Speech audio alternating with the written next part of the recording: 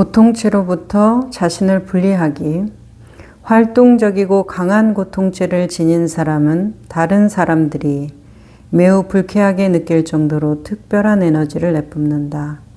그런 사람을 만나면 어떤 이들은 즉시 자리를 뜨거나 접촉을 최소한으로 줄이기를 원한다. 놀랄 일도 아니지만 무겁고 자주 활성화되는 고통체를 지닌 사람은 걸핏하면 갈등 상황에 휘말린다. 그것이 상대방으로 하여금 자신의 고통체로부터 벗어나게 하고 갑작스러운 깨어남의 기적을 경험하게 하는 경우도 있다. 그 깨어남은 단시간에 끝날지 모르지만 그것으로 인해 깨어남의 과정이 시작된다. 자, 깨어남의 과정은 단시간 안에 시작될지 모르지만 그 과정은 지속된다고 얘기할 때 도노, 돈수, 도노, 점수와 뭐 다르겠어요. 있는 것을 있는 그대로 보는 것, 그것은 이렇게 시간이 안 걸리죠. 방을 정말 내 방이 지저분하구나 이렇게 인지하는 것은 한순간에 일어나지만 그 지저분한 방을 깨끗하게 치우는 것은 과정이 필요하니까 그것이 어떤 점수, 보림의 과정이겠죠. 여기에서 이제 나치 시절에 강제 수용소에 수용당한 경험, 그래서 자기 가족들은 다 죽었는데 본인이 살아온 경험을 가지고 있는 에델 부인이라는 분이 있어요. 이제 이분은 저녁에 잘 자지를 못하고 계속 어떤 피해 망상증, 그리고 집을 잃게 될 거고 명의를 빼앗아 다른 사람들이 내 거를 빼앗아 갈 것 같고 막 이런 이제 고통 속에 있는 여자의 이야기인데, 그녀가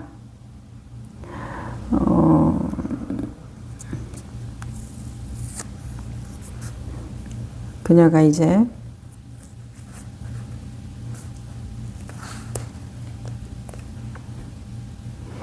에델 부인이 이야기를 계속 하는 동안에 톨레는 그녀를 계속 바라보며 귀를 기울였다고 그래요.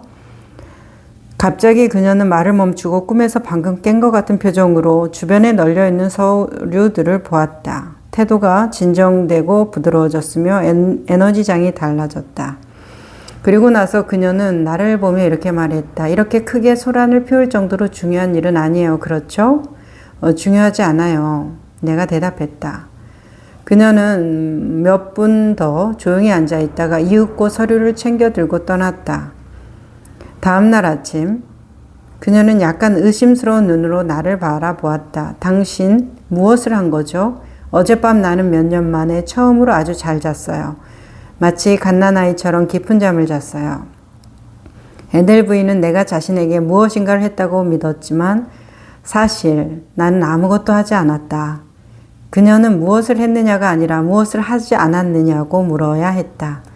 나는 반응하지 않았으며 그녀 이야기가 진실이라고 확인시켜 주지도 않았다. 그녀의 마음에 먹이가 되는 생각도 고통체의 먹이가 되는 감정도 제공하지 않았다. 이제 이렇게 말해요. 그래서 태도가 진정되고 부드러워지고 전체 에너지장이 바뀌었다. 이제 이렇게 말을 하는 것에 대해서 저희 회원님이 이건 뭔가요? 어떤 신기한 기운, 기류? 이런 것을 생각하시더라고요.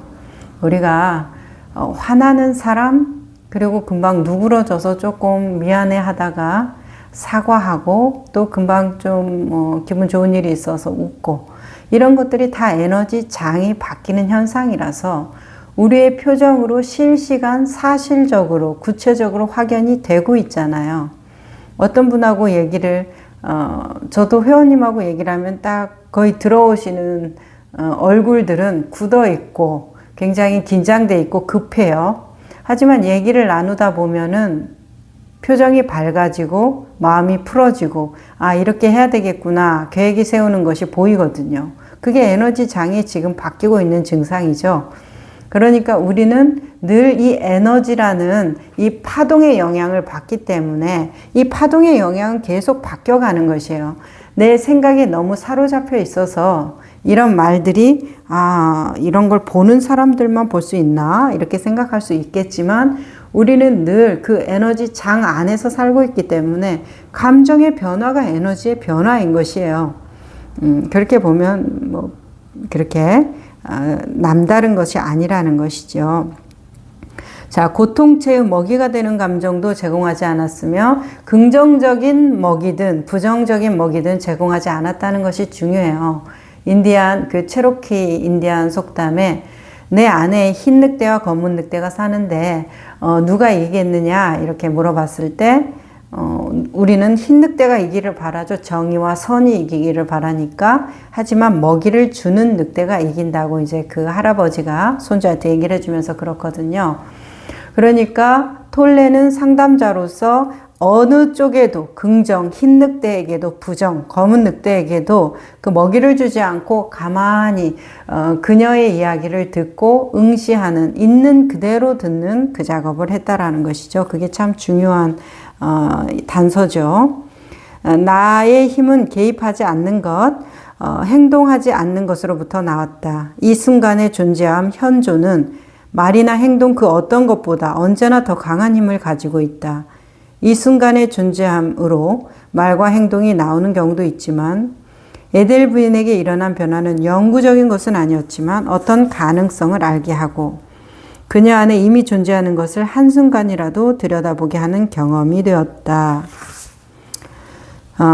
그렇게 하면 자신의 내면에 넓은 공간이 생긴다. 이전까지는 생각의 소음과 감정의 혼란이 있었던 곳에 생각하는 마음은 이 순간의 존재함을 이해할 수 없다. 그뿐만이 아니라 많은 경우 잘못 해석되어 있다.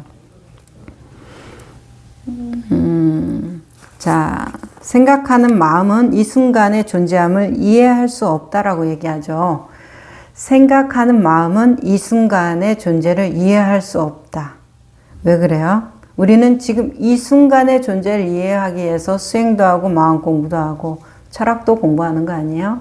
그리고 자기 인생을 이렇게 통해서 반추하면서 깨달음을 얻어가고 지혜를 얻어가는 거 아니에요? 그런데 그런 마음들은 이 순간의 존재함을 이해할 수가 없대요. 왜일까요? 지금 이 순간은 생각할 필요가 없다라는 단순한 진리예요. 자, 이 순간에 있는 것은 그냥 이 순간에 있는 것을 보는 것이죠.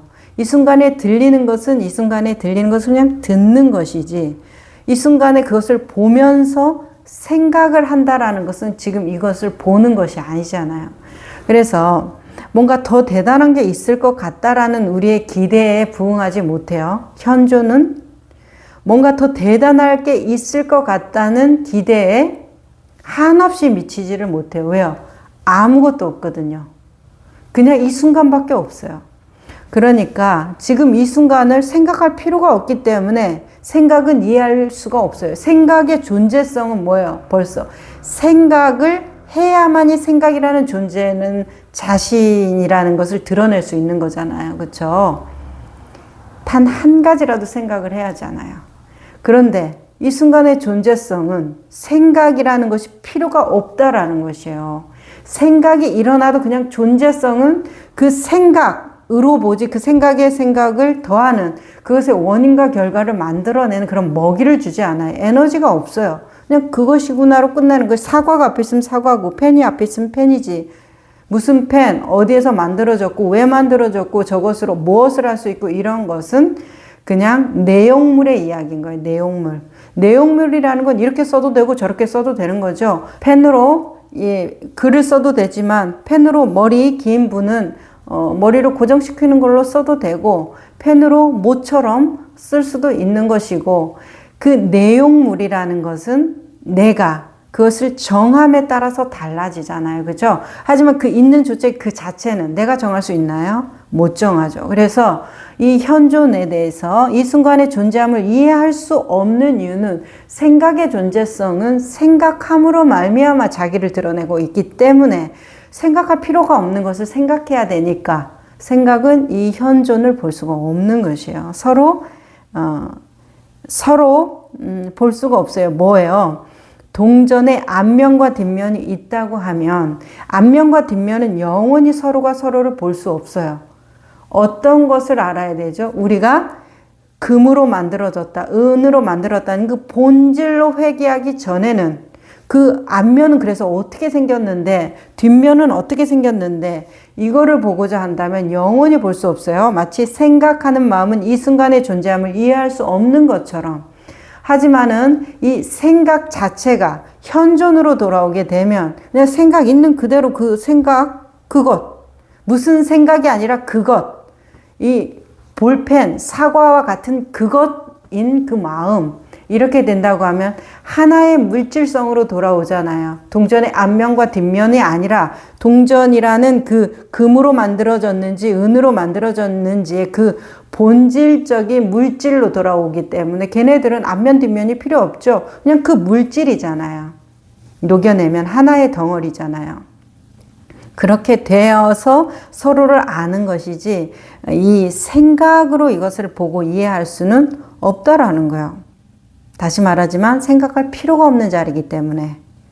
자, 현존의 고요 속에서 당신은 자신과 상대방의 형상을 초월한 본질을 하나로 감지한다.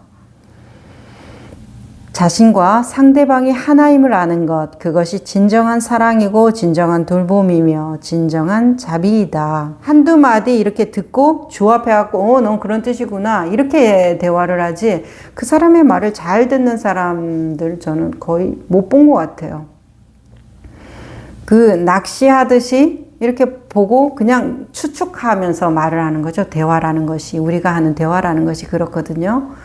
그런데 나라는 것에 대한 감각이 사라질수록 그 사람의 말을 그냥 듣게 되어 있어요. 잘 듣게 되어 있어요. 그러니까 보통 그런 사람들하고 대화를 하게 되면 처음에는 꽉 사로잡혀 있다가도 나중에는 마음이 점차 누그러지고 풀려지는 것을 많이 볼 수 있어요. 거의 볼 수 있죠. 그런 경우에. 그게 왜 그럴 거예요? 나라는 형상에 사로잡히지 않고 나라는 내용물에 집착하지 않고 내가 누구야라고 주장하는 나의 기준을 상대방에게 강요하지 않기 때문에 대화가 편한 것이에요.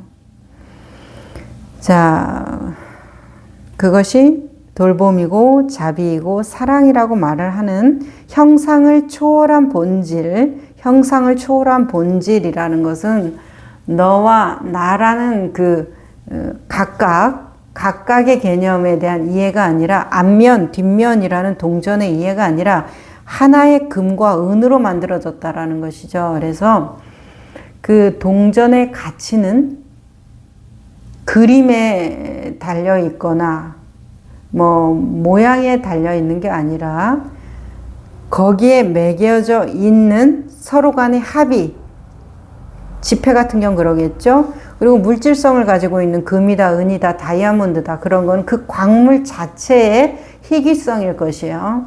그러니까 뭐 아무리 멋진 그림을 은에다, 동에다 그려놓나 그 동그림을 다이아몬드에다 그려놓나 어떤 게 더 귀해요? 다이아몬드가 귀하잖아요. 동보다는 우리가 그렇게 알고 있잖아요. 그런 식으로 이것의 그 본질 자체에 대해서 우리는 그것의 값어치를 매기고 있는데 사실은 그렇게 하고 있으면서 앞면 뒷면의 논쟁에 사로잡혀 있다라는 것이죠. 자, 고통체를 촉발하는 것들. 고통체 중에는 특별한 종류의 자극이나 상황에만 반응하는 것이 있다. 보통 계기가 되는 것은 과거에 경험한 감정적 고통과 공명하는 상황이다. 생존의 문제에 대한 강한 두려움이 놓여 있다. 어린 시절에 부모 한쪽, 양쪽 모두에게 외면당하거나 버려진 아이는 버려진다는 원초적 불안에 공명하는 조그마한 상황이라도 방아쇠가 당겨지는 고통체를 발달시킬 가능성이 높다. 어린 시절 아버지에게 학대당한 여성의 경우에는 남성과의 어떤 친밀한 관계에서도 고통체가 쉽게 활성화될 수 있다. 그녀의 고통체를 구성하고 있는 감정 때문에 오히려 아버지와 비슷한 고통체를 가진 남성에게 끌리는 경우도 있다. 이러한 여성의 고통체는 똑같은 고통을 더 많이 맛보게 하는 누군가에게 자석처럼 끌린다. 그 고통은 때로 사랑에 빠진 것으로 오인되기도 한다. 참 슬픈 얘기죠.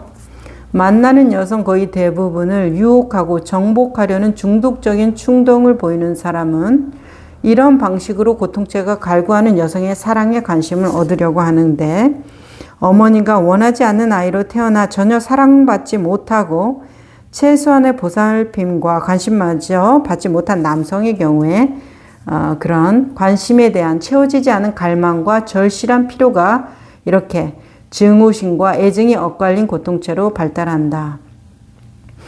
자신의 고통체가 일어날 때 그것을 알아차리면 어떤 상황과 타인의 말과 행동이 고통체를 가장 활성화시키는 계기가 되는지도 금방 알게 된다.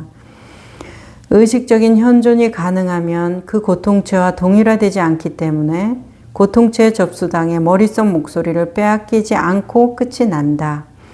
고통체가 일어날 때 더 좋은 기회는 당신이 지금 이 순간의 존재함을 잊지 않을 때, 아마도 당신의 몇 잔의 술을 마신 후거나 폭력적인 영화를 보고 있는 동안에도 올 수 있다.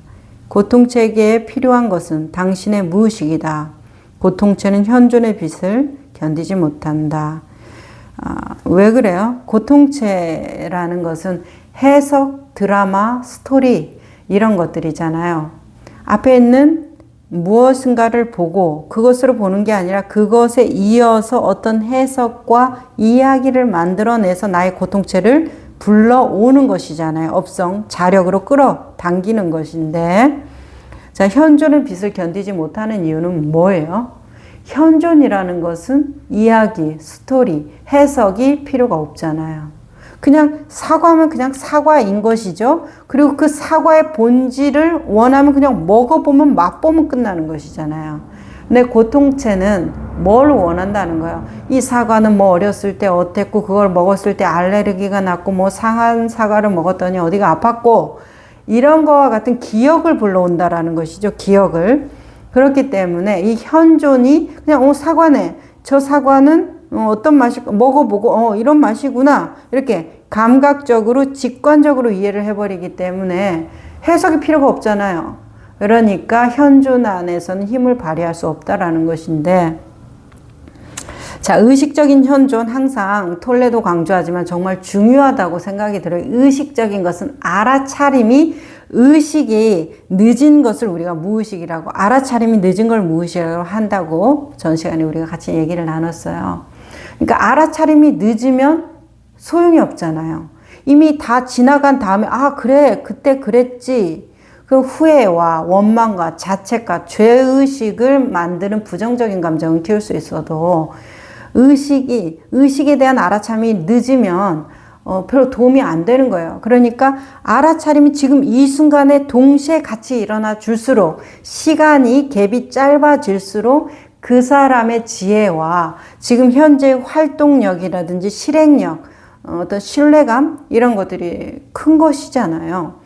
그러면 이 의식적으로 해야 된다는 거, 알아차림을 내가 생각으로 가고 판단으로 가면 알아차림이 늦은 거예요. 알아차림은 지금 이 순간에 직관적으로 일어나야 되는 것이거든요. 배고픔에 대해서 직관적으로 일어나기 때문에 이 배고픔을 우리가 저항하지 못하는 거 아니에요? 갈증, 이 갈증이 아주 직관적으로 일어나고 있잖아요. 내 해석을 통해서 갈증이 일어나는 거 아니잖아요. 그죠? 그러니까 우리가 이렇게 직관적으로 일어나는 것에 대해서 나의 행동이 같이 자연스럽게 가요. 해야 되겠다, 말아야 되겠다, 귀찮아, 뭐가 의미가 있으니까 이건 이러니까 해야 돼. 이런 생각들이 따라가면 실행력이 잘 안 붙어요. 노력하고 애써야 되죠. 근데 삶의 방식으로 받아들이게 되면 굉장히 빨라져요. 판단의 요소를 넣지 않는데도 불구하고 지혜로워지죠. 그래서 의식적인 현존을 할 수 있도록 노력해야 되는데, 고통체에 접수당해서 머릿속 목소리에 마음을 뺏기지 않을 정도가 되려면은 한 번 내가 알아차렸다고 해서 정말 될까요? 우리가 이제 명상을 하는데, 명상 뭐 한두 번 해서 1, 2년 해서 되지 않아요. 10년, 20년, 저도 거의 뭐 10대 때부터 해서 지금까지 하고 있는데, 이것이 그러면 뭔가 내가 그동안의 시간이 축적되어 있으니까 안정감을 주나요? 전혀 그렇지 않아요. 안정감이라는 건 없어요. 내가 그만큼 했기 때문에 지금 내가 조금 뭔가 믿는 구석이 있어. 의지처야 이런 생각 들지 않고 이건 계속 해가야 되는구나. 할수록 정말 진실되고 세밀하게 알아차려야 되는구나. 이것에 대한 감각이나 자각이 일어나지. 내가 이만큼 했으니까 그래 이 정도는 내가 되는 거지 하고 안심하는 마음이 들면 참 좋겠는데 그런 것이 안 생기더라고요. 그래서 역시 지금 이 순간밖에 없구나. 지금 이 순간밖에 없는데 그것을 지금 이 순간에 시작한 사람하고 몇십 년 동안 해온 사람하고 보면은 지금 이 순간에 한 사람은 오래된 사람을 부러워할 거고 오래된 사람은 지금 이제 시작한 사람을 아유 언제 할까 참 시간이 많이 걸리는 건데 이런 생각을 할 수 있죠. 경험이나 행동적인 부분, 내용물의 차이로 보면은 그런 생각 당연히 할 수 있어요. 그런데 정말 본질적인 것으로 들어가게 되면은 지금 이 순간에 하나, 몇십 년 동안 하나, 아무런 차이를 못 느껴요. 안 느껴져요, 차이가. 그냥 내가 거기에 사로잡혀 있을 때만 그 차이가 있는 거예요. 그 갭의 차이가 있는 거지. 사로잡히지 않고 내가 지금 이때, 이 순간에 청정한 마음을 가지고 나를 이렇게 알아차리는 것은 내가 몇십 년 동안 한 사람하고 아무런 차이가 없어요. 이 순간밖에 우리는 존재할 수 없기 때문에 뭐 몇십 년 차이 난다 우리는 그래서 실력 차이가 몇십 년 난다 이런 것들은 다 내용물의 이야기, 형식적인 이야기, 판단과 분별의 이야기들이에요. 실제로는 어떤 차이도 없어요. 그러니까 우리는 매일매일 이 순간을 살아가야 되기 때문에 이 순간을 이용하려고 하면 안 돼요. 이 순간을 살아가는 것으로 봐야지 이 순간을 어떻게 이용해가지고 내 미래를 어떻게 더 훌륭하게 만들까 이것이 바로 나를 늦어지게 하는 생각이거든요. 그리고 이게 고통체를 만드는 것이에요. 항상 이 순간을 떠나는 순간 우리는 불안해지고 우리는 고통받고 우리는 너무나 많은 생각에 사로잡히게 되거든요. 그러니까 의식적인 현존 그리고 이 고통체에 접수당해서 내가 계속 거기에 끌려다니고 이 갈구하는 인생이 되지 않으려면은 내가 나를 그대로 보면서 경험적으로 이해하는데 거기에 뭐가 반드시 들어가야 된다라는 거예요.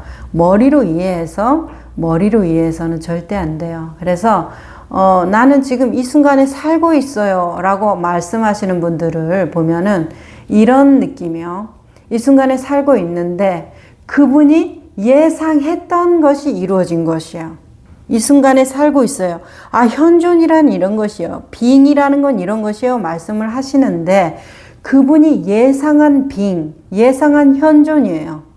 그것은 단언컨대 자기 생각으로 만들어낸 그 공간 안에 들어간 안도감, 그 안정성이에요. 진짜로 이 순간을 오게 된다고 하면은 내가 예상했던 것이 아니어야 돼요.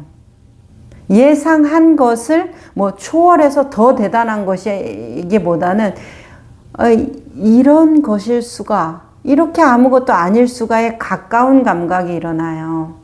그래서 너무 흔하고 하찮은 느낌.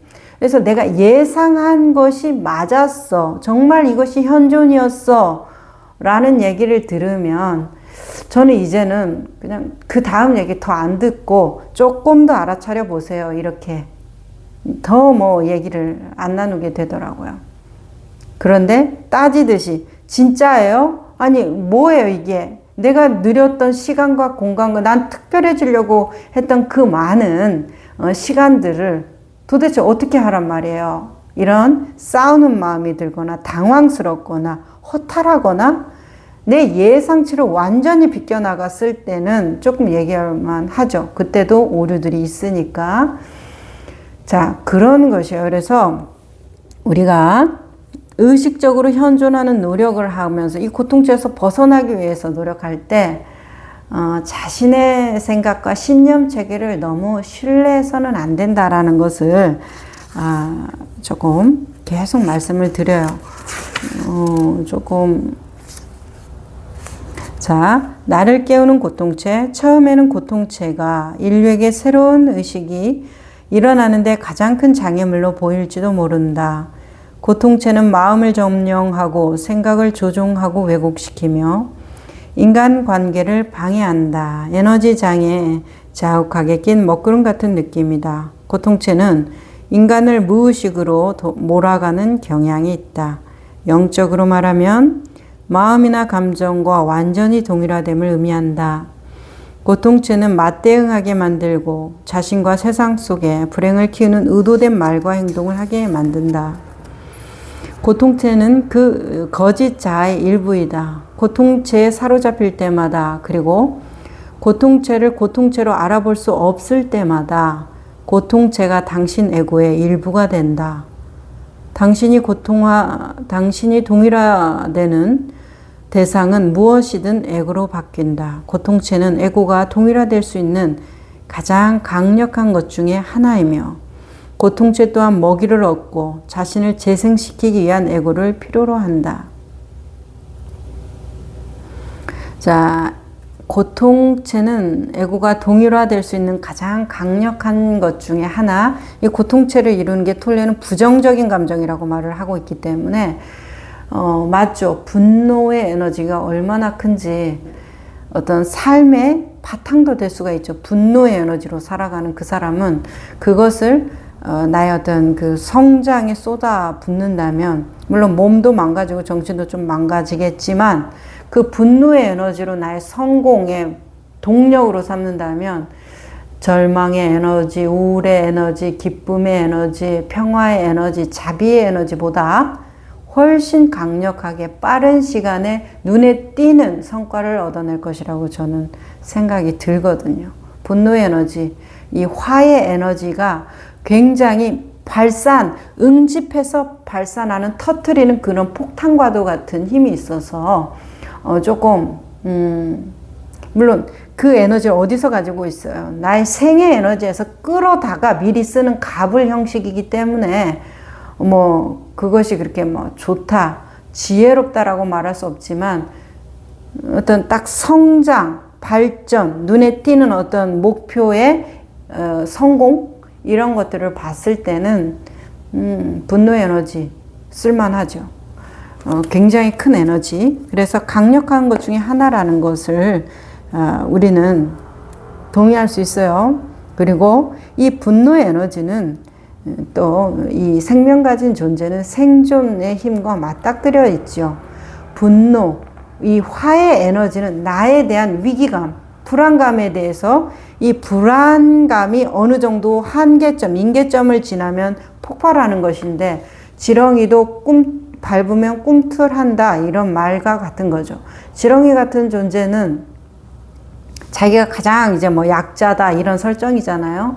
그런데 이렇게 코너에 몰리면 얘도 꿈틀한다. 쥐도 이 구석에 몰리면 문다. 이런 말이 걔네들이 도망갈 구멍이 있거나 뭔가 조금만 어떤 여지가 있었다면 자기가 약한 줄 알기 때문에 이렇게 목숨을 걸고 달라들지 않을 건데 이제 이판사판이 되면은 꿈틀하고 물고 이렇게 되는 것이잖아요. 그와 같은 상황이 분노와 화의 에너지거든요. 그러니까 이 강력하죠. 나의 생존을 네가 위협해 내 이 연결을 끊으려고 그래, 단절시키려고 그래. 그렇기 때문에 그것에 대해서 내가 나의 존재성을 드러내서 그것에 대해서 저항하는 거 아니에요. 여기에 이렇게 나오네요. 고통체가 너무 무거워져 에고의 마음 구조로는 견딜 수 없게 됐을 때 끝장난다. 에고는 고통체에 의해 강화되기는커녕 그 강한 에너지의 맹공력에 손상된다. 전기 기구가 전류에 의해 힘을 얻고 작동하지만 전압이 너무 높아지면 파괴되는 것과 같다. 그래서 수행하는 두 가지 방법 중에서 하나는 고통 속에서 깨어나는 경우죠. 톨레 같은 경우죠. 자기를 아주 끝까지 몰아붙이는 거. 우리 다문제일 아난존자가 이 아라한과를 얻을 때 교족 수행을 하잖아요. 이 산 위에서 발끝으로 서가지고 수행을 하는 거예요. 그냥 죽겠다라는 심정이라는 느낌을 받았는데, 그렇게 다 내려놓고 그렇게 스스로 이렇게 너무 고통 속에서 깨어나는 경우와, 아니면은 달마 혈맹론에서 나오는 것처럼 하루속히 선지식을 찾아라, 그대를 안내해 줄 그 스승을 찾으라는 그 말씀처럼 이렇게 선지식의 안내를 통해서 깨어나는 경우가 이제 거의 대부분이죠. 대부분이 선지식의 안내고, 자기의 고통의 끝에 가가지고 이렇게 죽지 못해서 깨어나는 경우들, 그런 경우들을 이제 여기에서 말하는 고통체가 너무 무거워져서 에고의 마음 구조로는 견딜 수 없을 때 끝장나는 이런 경우죠. 그런 사람들은, 강한 고통체를 가진 사람들은 종종 더 이상 삶을 견딜 수 없고, 이 이상의 고통도 드라마로 받아들일 수 없다고 말할 정도까지 내몰린다. 어떤 이는 이것을 솔직하고 단순하게 불행한 것에 질렸다라고 표현했다. 또한 내가 지난날 그랬던 것처럼 더 이상 자기 자신과 함께 살 수 없다고 느끼는 경우도 있다. 그렇게 되면 내면의 평화가 최우선의 상황이 된다. 극도의 감정적인 고통이 불행한 자신을 만드는 마음의 내용물과 정신적, 감정적 구조로부터 자신을 분리시키도록 떠미는 것이다. 그때 알게 된다. 자신의 불행한 이야기도 감정도 사실은 진정한 자기 자신이 아님을, 그 알미 자신이지 그 알미의 대상이 자신이 아님을 깨닫는다. 무의식적으로 끌어당기는 대신 그 고통체는 잠을 깨우는 자, 현존의 상태에 들어가게 만드는 결정적인 요소가 된다. 이렇게 나와요. 여기 불행한 것에 질렸다라는 표현 정말 마음에 들어요. 저는 이런 상태에 대한 느낌이 어떤 것인지 조금 짐작이 되거든요. 다른 표현으로는 아주 피곤해지는 거예요. 어떤 의욕과 바램과 희망, 설레임, 이런 것들도 다 죽어버린 완전한 빛과 어둠의 대결의 어둠이 아니라 그냥 그 자체인 것이 되어버리는 느낌. 너무나 피곤하고 지쳐서 이제 다 소용이 없는 느낌. 그럴 때는 죽는 것도 두렵지 않지만 사는 것도 의미가 없기 때문에 사는 것도 두렵지가 않은 느낌이더라고요. 그래서 그냥 아무래도 상관이 없어지는 것이에요. 아무래도 상관이 없어지는 이 느낌. 이렇게 됐을 때는 이 현존이 빛을 발하기에 좋은 조건이 된다는 것을 알게 됐어요. 왜요? 뭔가 내 안에서 그래도 소망이 있고 희망이 있어야 생각이라는 게 발해서 에너지를 끌어와서 이렇게 해야 돼. 이건 불행한 거야. 이거는 기쁜 거야. 이런 어떤 상대적인 것을 나눠서 나를 어떤 행동과 동력을 만들어내는데, 방향성을 그래서 어디를 갈까? 이거를 만들어내는데 완전히 지쳐버리면, 여기에서 말하는 불행한 것에 아주 질렸다라는 표현 너무 좋아요. 불행한 것에 질렸다라는 것 안에는 기쁨에 대한 희망도 완전히 소멸돼야 돼요. 불행뿐만 아니라, 그러니까 모든 것이 그냥 다 불행, 고통이라는 위대한 진리, 고성제로 받아들여져야 되는 것이죠. 우리 삼법인 있잖아요. 무상고 무아, 재행무상, 재법무아, 일체계고. 이 일체가 다 고통이라는 것 안에는 불행만을 고통으로 의미하는 것이 아니잖아요. 기쁨도 고통이에요. 기쁨의 그 밑에 그 갈망 어떻게 감당하실 거예요? 그것 때문에 지금까지 불행한 것인데, 사실은. 그렇기 때문에 여기에서 불행한 것에 질렸어, 이 말의 안에는 일체 계고가 불행이라는 하나의 언어로 포함되어야 된다고 보고, 그런 말이라면 이 질렸어라는 말은 모든 것이 의미 없어, 너무나 피곤해, 이제 이런 느낌이 들을 때는 마음의 모든 희망이 꺼져버린 상태죠. 바램도 희망도 설렘도 없는 상태에서는 생각이 잘 일어나지를 않기 때문에 있는 그대로 보는 것이 어렵지가 않아요. 그리고 그 이제 있는 그대로 보는 그 현존의 그 자각력을 가지고서 이제 그대로 살아가는 그 삶으로 받아들인 지금 이 순간을 삶으로 받아들이는 것이 이제 전환이 돼야 되긴 하죠. 개합된 상태에서의 그 삶을 연습은 해야 돼요.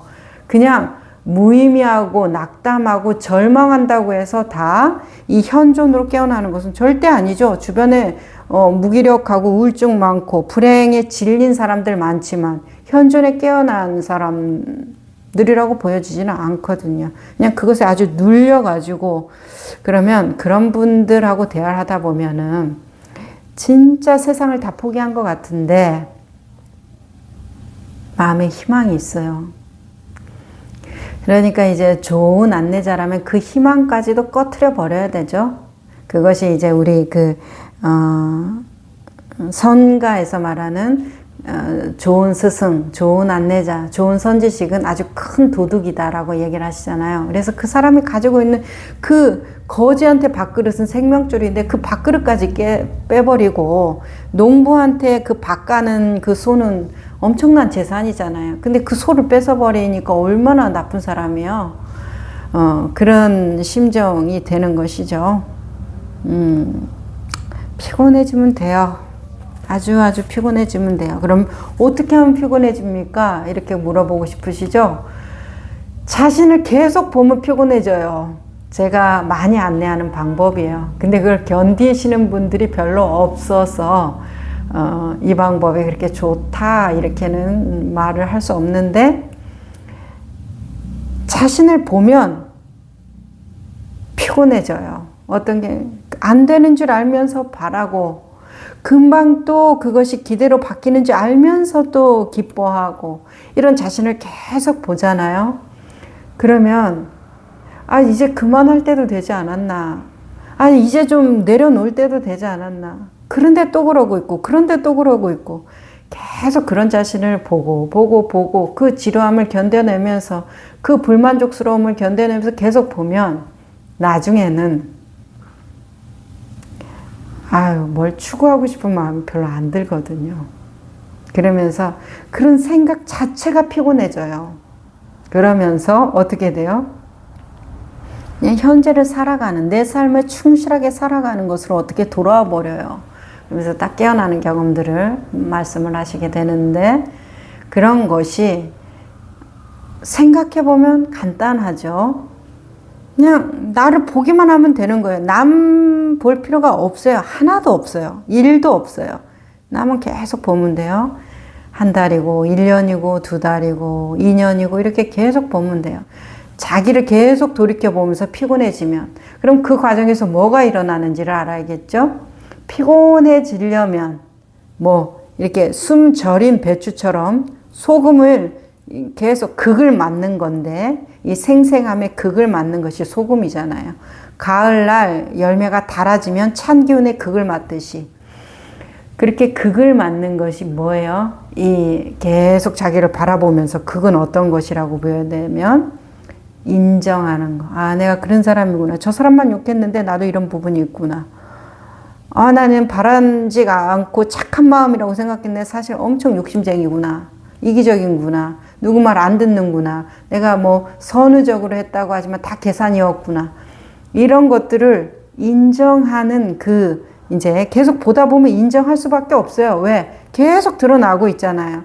한 개, 두 개면 아니에요. 그거 우연일 수 있겠죠. 이런데 그런 상황만 되면 그것이 계속 보이면 그것이 무슨 우연이겠습니까? 진짜 나는 그런 사람인 것이 보이는 것인데 그러니까 인정할 수밖에 없는 시점이 와요. 그때 많이 도망쳐요, 사실. 근데 인정을 한다. 그게 이제 극을 맞는 거와 똑같아요. 열매가 영그러지는 순간이고 배추가 소금에 쭉 절여지는 순간이 되겠어요. 그러니까 그 인정하고 피곤해지고 인정하고 피곤해지고 이 단계를 계속 하다 보면은 노곤노곤해서 잘 절여지지 않겠어요? 자, 고통스럽습니다. 도망치는 것이 너무나 이해가 돼요. 그래서 자, 그러나 지금 이 행성에는 우리가 목격하고 있듯이 일찍이 없던 큰 의식의 흐름이 일어나고 있기 때문에 많은 사람들은 극심한 고통의 수렁을 통과하지 않아도 고통체로부터 자신을 분리시킬 수 있게 되었다. 자신이 기능장애 상태로 미끄러져 돌아갔음을 알아차릴 때마다 생각과 감정과의 동일함으로부터 분리되어 지금 이 순간의 존재함으로 들어가게 되는 것을 선택할 수 있다. 저항을 포기하고 고요하게 깨어 있으면서 마음 안에든 마음 밖이든 그 상태로 하나가 되는 것이다. 인류 진화의 다음 단계는 필연적인 것은 아니지만 우리 행성의 역사상 최초의 의식적인 선택이 될 수 있다. 그 선택을 하는 것은 누구인가? 당신이다.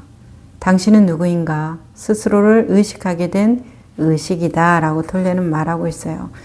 아주 우리에게 희망을 주고 메시지를 전달해주고 용기를 주는 말들이죠. 의식의 큰 흐름이 일어나고 있기 때문에 이 순간의 존재함에 들어가는 것을 선택할 수 있다. 이제 이렇게 말씀하시는 거에 대해서 저 옛날에 어떤 도반님이 도가 옛날에는 세상을 떠나서 산속에 들어가 있고 깊은 어디 바닷속에 들어가 있고 도가 이렇게 아주 은밀한 곳에 들어가 있는데 그래서 밀교로 아니면 스승과 제자로 이렇게 직대로 연결되는 그런 아주 은밀한 것이었는데 지금은 도가 세상으로 내려왔다라는 표현을 하더라고요. 그래서 이 삶으로 들어왔다. 이 전체 대중 인류의 삶으로 들어와서 이제 도가 그 산 속에는 없다. 이제 이런 식으로 얘기해서 우리 삶을 살아내면서 다 도통 문제가 돼야 된다. 이 세상 사람들 전부가. 그러면서 이제 이 영성의 전환, 문명의 전환에 대한 이야기를 할 때 제가 참 감동 깊게 들었던 기억이 나는데 지금 이 톨레가 말하는 큰 의식의 흐름이나 이 순간의 존재함에 들어갈 수 있는 걸 선택할 수 있다는 것은 우리가 선택 가능하다는 것은 주어져야 선택이 가능한 거 아니에요. 산속에 있는데 내가 선택할 수 있나요? 선택할 수 없죠. 내가 선택할 수 있는 것은 산에 들어가서 돌을 닦느냐 이걸 다 버리느냐 안 버리느냐를 선택하는 것이죠. 그런데 이제는 버리고 안 버리고 그 문제가 아니라 지금 이 현존에 대해서 내가 귀를 열고 마음을 열고 이렇게 배우려고 하고 들으려고 하고 내 생활을 영위하면서 내 가족들을 부양하면서도 할 수 있다라는 것이죠. 이런 선택이 가능해진 시대가 왔죠. 그분의 말대로 도가 세상에 내려왔다라는 것에 대해서 동의합니다.